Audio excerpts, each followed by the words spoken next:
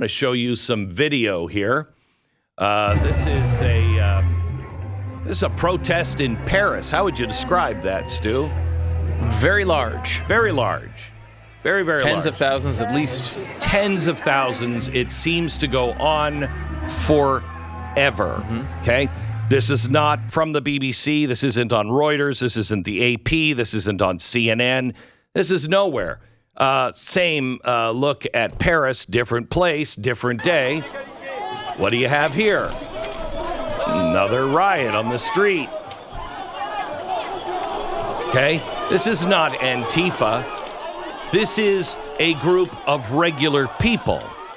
Okay, try this one on. Cut 10, please.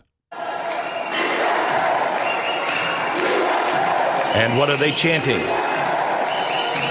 Thousands of people. Again, different day, different street. Paris. They are chanting liberty. That's what they're chanting. Why isn't this on the front page of the New York Times? I mean, I know that everybody carried Martin Luther King. Everyone, all around the world. The United States carried Gandhi and his protests. You know, because I've been in South Africa and they hated me in South Africa. And I was like, how do you even know me?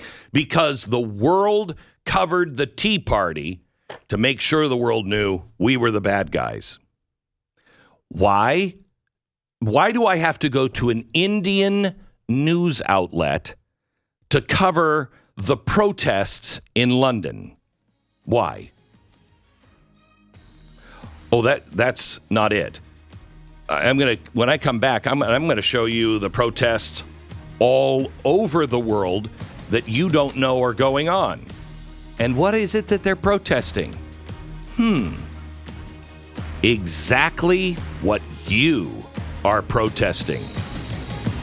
I'll explain coming up in just a minute. I was just showing you the people that are on the streets in London and in Paris. What are they protesting? They are protesting the things that we should be a little upset about.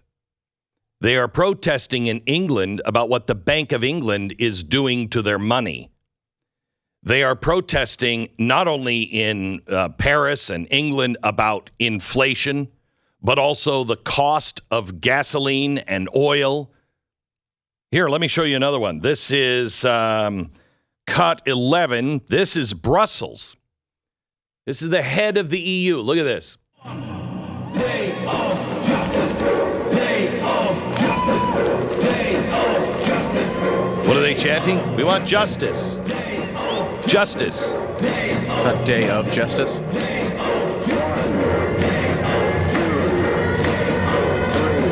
Okay? That is in Brussels. Chanting justice. Justice. What kind of justice is it? How about the protest cut 12 in Berlin?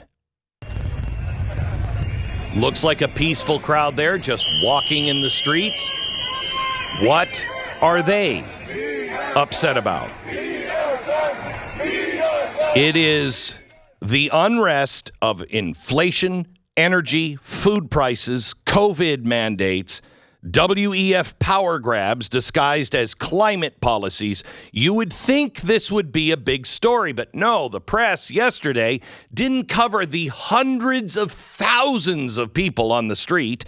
Instead, they covered a guy in a dress who was spray painting an Aston Martin showroom to protest climate change.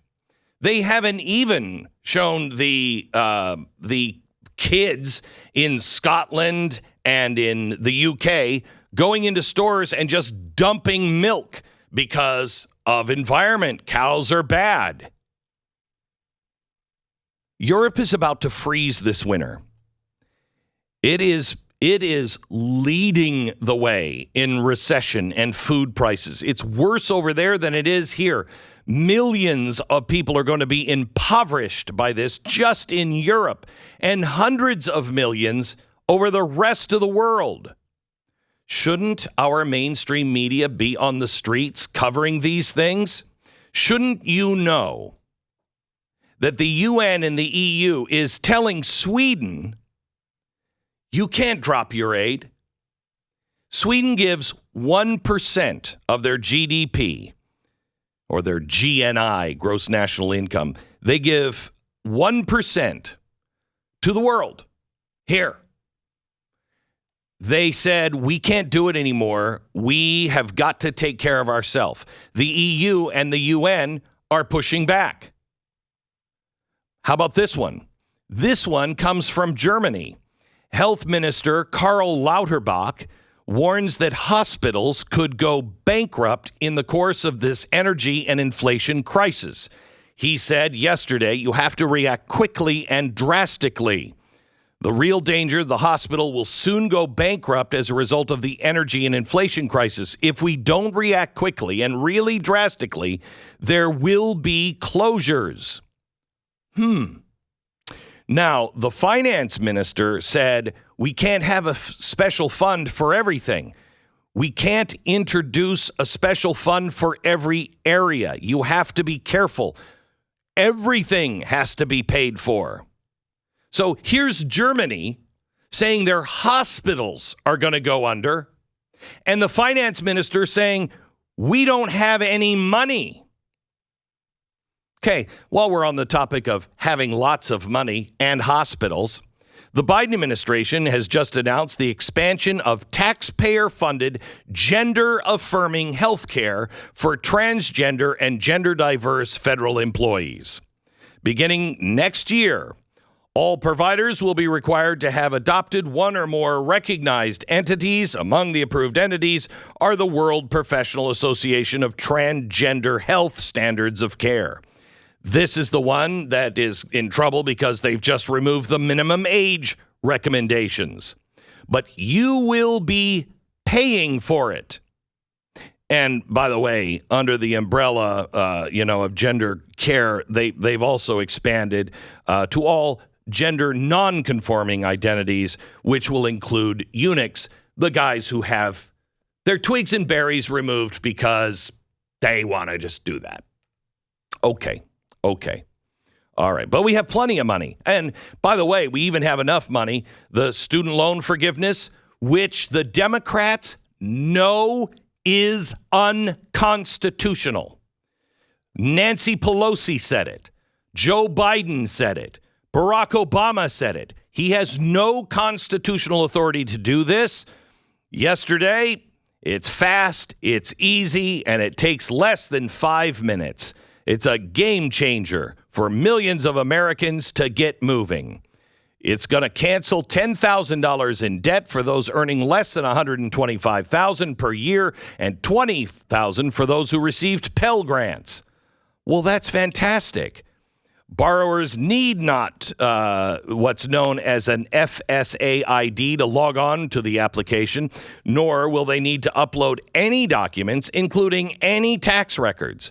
Instead of having to provide documents that verify that you as an individual earned less than $125,000 in 2020, the application just asks borrowers to check a box. Is that true? Are you really that? That's it. No problem. We got plenty of money. We have plenty of money. By the way, the French government in talks now about crisis, meeting with their senior ministers about having enough money to be able to help people heat their homes.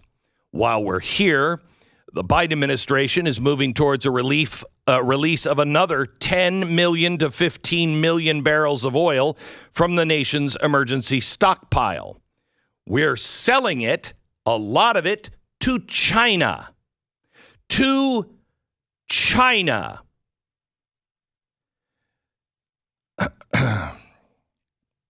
This would be the latest tranche of a 180 million barrel program that began in the spring. Heading into this winter, the U.S. has the lowest seasonal inventories of diesel, according to data first compiled in 1982. So we're at an all-time high, and we start compiling in 1982. By the way, top energy advisor is also arguing now in favor of new export controls the government's putting on. Now, the energy secretary has said, well, I have a few concerns with this, but not to worry. They're going to get Exxon and ConocoPhillips. They have been notified of what they have to do. Now, they say that by limiting fuel exports, it's going to lead to higher prices in parts of the U.S., particularly in the import-reliant Northeast. But who lives in the Northeast? There's almost nobody. It might as well be the northern regions of Canada. Who needs oil there? By the way, the EU is beefing up their infrastructure protection. Russia's war of aggression against Ukraine has brought a new set of threats, often combined as a hybrid attack. Have we done anything with our electrical grid? Have we? We've been talking about this forever. What are we doing? Are we spending money there? No. We got to give people trans surgeries.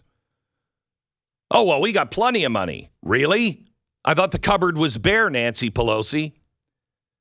The president said there's nothing that we can cut. Really? How about this? We've already depleted our oil supply. We no longer can help Europe. We can't help Europe. There's nothing left for us. If we send them our oil, if we send them our money, if we send them our food, it will hurt America. Notice every other Western country is preparing. No. Joseph, what's that dream? It's going to last forever. It's going to be good. We're not preparing at all. What we are doing is we're sending billions of dollars in military aid to Ukraine. Now, we're not just sending them dollars. We're also sending them weapons and ammunitions. I just want to quote, U.S. stockpiles of munitions are becoming dangerously depleted, and it will take years for U.S. production capacity to catch up. So in other words, we are running out of weapons and ammunition because we're sending them all to a foreign country. Biden said, don't worry about it. We have no howitzers left. Did you know that? We have no 150 millimeter howitzers left. None. They're all over. We gave them all away. Biden said last spring, we're just going to make new ones. It's not a problem. They haven't even put the order in yet. The world is preparing for famine. The world is preparing for huge inflation. The world is preparing for shortages of energy, of food, of medical care. The world is on the verge of World War III, and we're depleting that as well. America, when did you lose your ability to think critically? Because this is not deep critical thinking. This is something my kids would understand. You would wake anybody up in the middle of the night and go, hey, these things are happening. The entire world is doing this. And we're just having a party. We're just arguing about transgender issues, having strip shows for our kids, and printing money like like it's going out of style. And we're giving all that money to things that constitutionally you don't have a right, while not taking care of our business at home.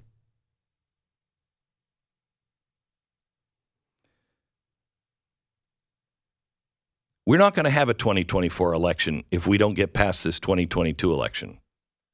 We may not have a 2024 election, quite honestly, because there may not be anything left by 2024. I have never said those things to you before. I've always said, we'll save it in the end, blah, blah, blah. We are at the end here, gang. You have got to get everyone you know informed. They need to know. Just give them this last hour of the podcast. Just what I just did. Give them that. and say, can you explain any of this? Can you explain any of it away? We are living in the normalcy bias. Nothing is normal. Nothing is normal. And yet, so many people are going about their lives as if it is normal. It's not.